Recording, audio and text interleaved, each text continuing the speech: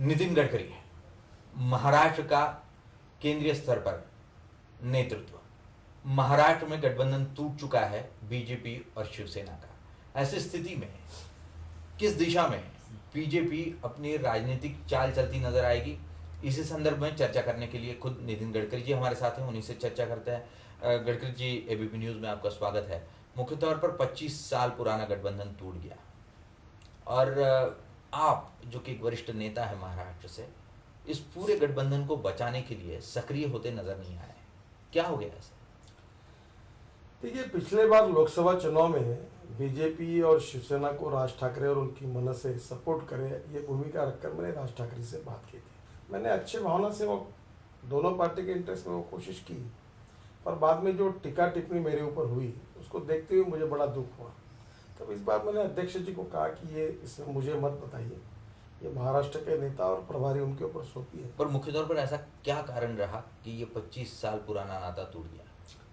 देखिए, पहले हम लोकसभा की सीटें लड़ते थे, धीरे धीरे हमने कम करते करते काफ़ी सीटें शिवसेना को दी। इस बार हमको लगता था कि महादियाली इस पर लड़े, शिवसेना को मान्य नहीं था।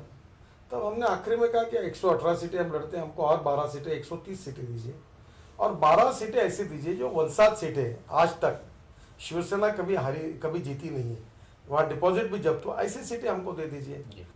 और दूसरी बात, भाला साहब जब थे तब ये तय हुआ है कि जिसके ज़्यादा एमएलए रहेंगे उसका मुख्यमंत्री होगा। उन्होंने अपना मुख्यमंत्री पद भी जाहिर कर दिया। दो बातों से हमको जरूर आश्चर्य लगा। हमने कोशिश की और आखिर में हमको लगा कि 130 सीटों पर मामला बन जाएगा, उन्होंने उसको नहीं बोल दिया, तो इसके कारण अलायंस टूट गई।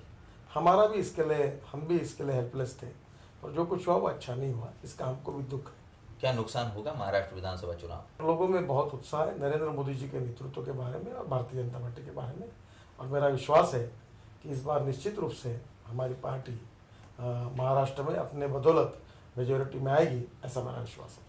आने वाले दिनों में अगर चुनाव के बाद जरूरत पड़ी तो क्या शिवसेना और बीजेपी एक साथ आ सकता है? आ सकते हैं, और अगर ऐसी आवश्यकता पड़े तो जरूर हम सोच सकते हैं। जी, मुख्य तौर पर जब 5 दल चुनाव लड़ रहे हैं तो सबसे बड़ा दुश्मन राजनीतिक तौर पर आपका कौन होगा? शिवसेना होगी या कांग्रेस एनसीपी? पहले हमारा दुश्मन कोई नहीं होगा, हम दुश्मनी की राजनीति कभी नहीं करते।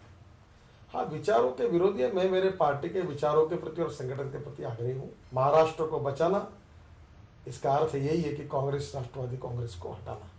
इनको हटाए बिना महाराष्ट्र का भाग्य आगे नहीं जा सकता। चलिए, आपने साफ कर दिया मुख्य तौर पर अगर विधानसभा चुनाव के बाद जरूरत पड़ती है तो शिवसेना के साथ गठबंधन हो सकता है।